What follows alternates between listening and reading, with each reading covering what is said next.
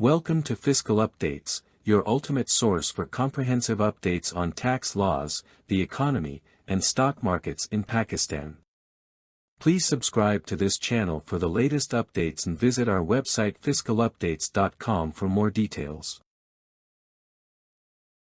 In this video, we will give an overview of the Finance Act 2023 that has been passed on the 26th of June, 2023 with various changes and budgetary reforms including higher rates of tax, regulatory duties, and long-awaited reforms in the pension rules.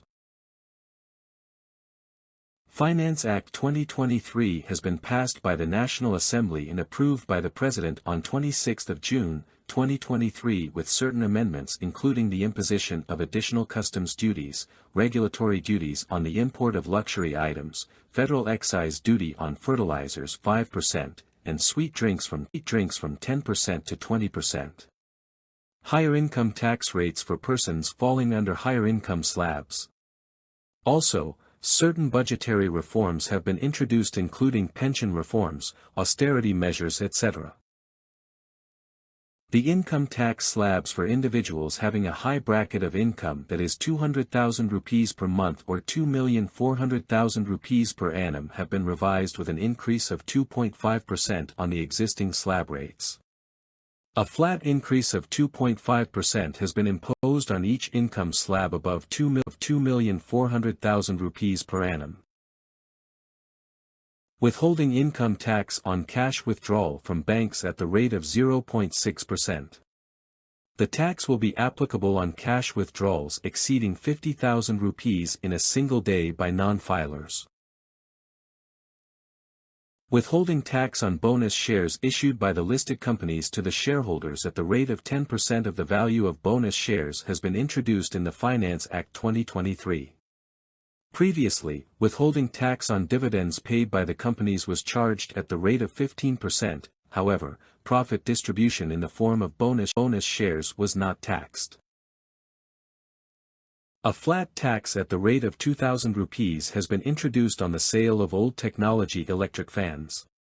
The purpose is to discourage the sale and use of inefficient electric fans and to promote the replacement of modern energy-saving fans to reduce the burden on the power sector.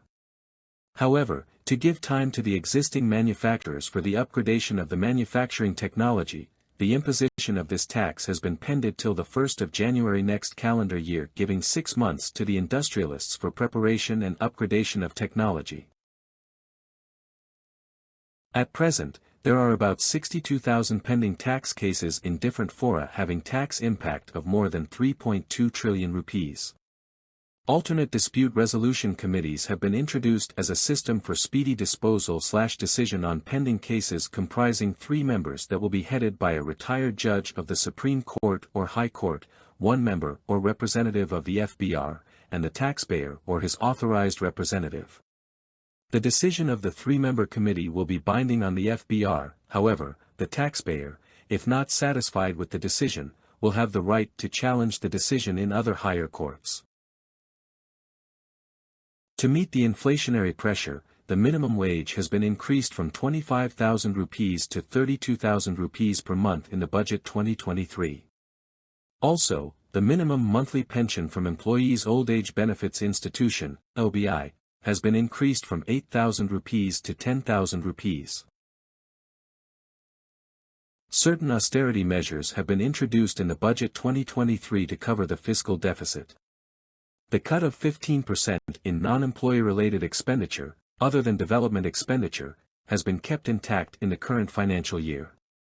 A total ban has been imposed on the purchase of all types of vehicles except essential vehicles such as ambulances, waste management vehicles, etc. Moreover, a ban on the purchase of air conditioners has been imposed on the government sector in the current financial year. Pension reforms. Since the past few years, the pension expenditure had increased from the annual salary expenditure of the government sector. Various reforms in this context were under consideration. In this regard, in the current year's budget, a few reforms have been introduced which are as under. Multiple pensions will be admissible to retired officers from now onwards. At present, various retired officers are enjoying benefits in the shape of multiple pensions from different departments. Now, they will have to opt for only one pension at a time. Initially, this step has been introduced for retired employees of grade 17 and above. As per the existing pension rules, after the death of a retired employee, his or her spouse, then dependent children, and later unmarried or divorced daughters enjoyed a pension. Now, in the current budget, a time limit has been imposed. After the death of an employee, the spouse will get the family pension. However, after the death of the spouse, the descendants will enjoy a pension for a period of only 10 years. Previously, the ad hoc increases in the pension had a compounding effect on the monthly take-home pension. This means that the annual ad hoc increases announced by the government from time to time were calculated in such a manner that the increase was compounded, taking the effect of earlier increases in the base amount. For example, in year 1 an increase of 10% was announced on the existing pension P, and in the next year, year 2, another increase of 10% was announced. The subsequent increases announced later on were calculated on the cumulative amount by compounding the earlier increases. With the implementation of reform approved in the current budget, the subsequent increases will be calculated on the initial existing pension without adding the increases allowed previously. Thus, the net in pension for a year will be calculated on the basic pension without compounding the increases allowed earlier. This reform will minimize the financial impact of the pension bill of the country in the long run. Pension or pay. At present, it is in practice that many employees of the government, after retirement, get a pension which is continued in case of their re-employment. It is now approved that the retired employees in case of their re-employment will get either pension or salary related to their re-employment. This step is to discourage re-employment and to cope the unemployment in the country.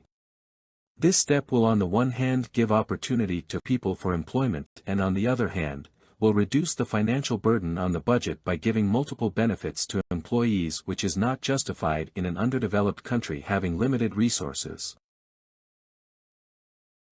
Other miscellaneous points of the federal budget 2023-24 include reimposition of regulatory duties on non-essential items such as mobile phones, vehicles, etc. Abolishing duties on certain items including synthetic filament yarn of polyester and second-hand clothing. Enhancement of monetary limit for foreign remittances from 5 million rupees to $100,000 in terms of Section 111(4) of the Income Tax Ordinance 2001 describing unexplained income for taxation. Imposition of 5% federal excise duty, Fed, on fertilizers and the diammonium phosphate, DAP, for the generation of additional revenue of 35 billion rupees. Raising the federal excise duty, Fed, on sweet drinks from 10 to 20%. Increased the rate of withholding tax on buying and selling of property by 1%, especially for non-filers. All tax measures introduced in a mini-budget in mid-February 2023 have been kept intact in the federal budget 2023-24. Conclusion. The changes in the Finance Act 2023 that were made after the presentation of the initial Finance Bill 2023-24 are a step towards the finalization of the IMF bailout program, as the last installment of the said program is on hold since November last year. Although all the points of concern were addressed, still, due to a gap in the external financing, the government was unable to win the trust of the donor. The provisions finalized in the Finance Act 2023-24 are considered to enhance the trust level between the IMF and Pakistan government. However, the impact of increased taxation will strike the general public, especially the salaried class, that are already suffering from huge inflation for a long, particularly last year. Disclaimer. The video is for information and educational purposes. The information has been gathered by the team of Fiscal Updates from direct sources. However, the information in this video may not be used as a reference in any legal document.